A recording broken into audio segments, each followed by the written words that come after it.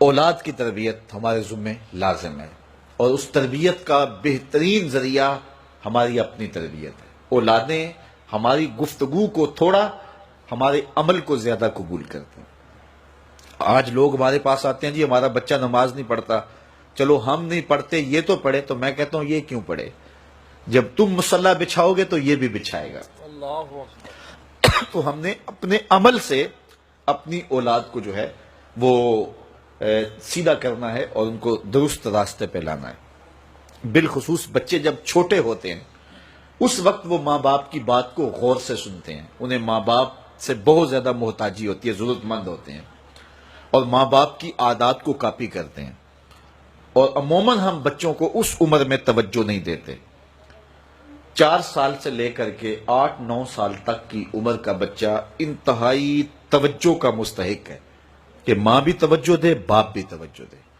اس کے بعد پھر آہستہ آہستہ وہ مانوس ہونے لگتا ہے اپنے دوستوں سے، اور بالخصوص 12-13 سال کے بعد وہ مانوس ہو جاتا ہے اپنے دوستوں سے۔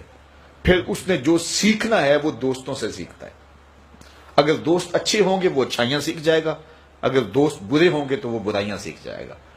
اس وقت ہم پریشان ہوتے ہیں کہ ہماری اولاد ہمارے پاس بیٹھتی نہیں ہے۔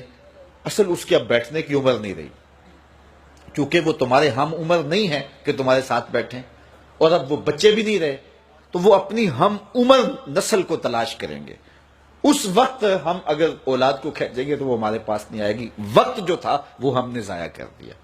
لیکن ہمیں پھر بھی اس دور میں اولاد سے غافل نہیں ہونا چاہیے۔ ہمیں ایک تو کوشش کرنی چاہیے کہ اچھے لوگوں کی دوستی ان بچوں کے ساتھ جو ہے وہ پیدا کرنے کی کوشش کریں۔ المرء علی دین خلیلہ فلینظر احدکم من یخالل، رسول اللہ صلی اللہ علیہ وسلم نے ارشاد فرمایا ہر شخص اپنے دوست کے دین پہ ہوتا ہے، تو جب وہ دوستی لگانے لگے تو دیکھے کہ وہ دوستی کس سے لگا رہا ہے۔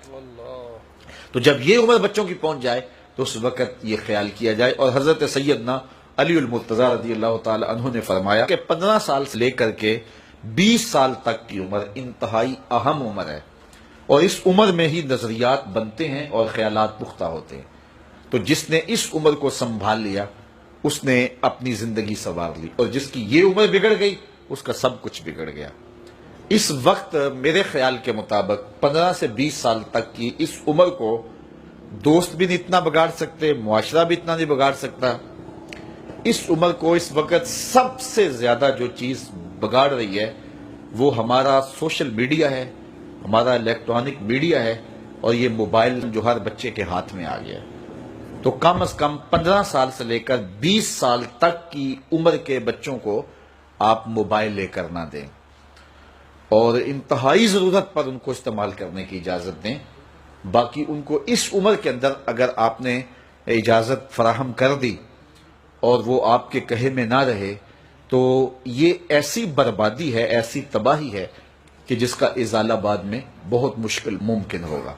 اس لیے اس وقت سب سے زیادہ ہمیں جو چیز نقصان پہنچا رہی ہے، ہماری معاشرت کو جو چیز کھوکھلا کر رہی ہے وہ یہ چیز ہے۔ یہ میں کل کی ایک رپورٹ پڑھ رہا تھا انڈیا کی، کہ انڈیا کا جو معاشرہ ہے اس میں جو نوجوان ہیں وہ بالکل اس میڈیا کی وجہ سے برباد ہو گئے، اور پاکستان میں بھی اس کے اثرات جو ہیں وہ بہت سارے ہیں۔ لیکن یہاں اب بھی کوئی شرم و حیا موجود ہے، لیکن اگر ہم نے اپنی نسل کے آگے بند نہ باندھا تو یہ میڈیا مغرب کی جانب سے ہماری معاشرتوں کو تباہ کرنے کے لیے ایک ہتھیار کے طور پہ استعمال کیا جا رہا ہے، اور ہماری نسل بڑی تیزی کے ساتھ جو ہے اس کا شکار ہو رہی ہے، اور گھر لٹ رہے ہیں، شرم و حیا وہ جو ہے وہ اس کا جنازہ نکل رہا ہے۔ تو اس حوالے سے والدین کو خصوصی توجہ دینے کی ضرورت ہے۔ پھر ہاتھ ملیں گے تو پھر جو ہے وہ اس کا کوئی علاج نہیں ہوگا۔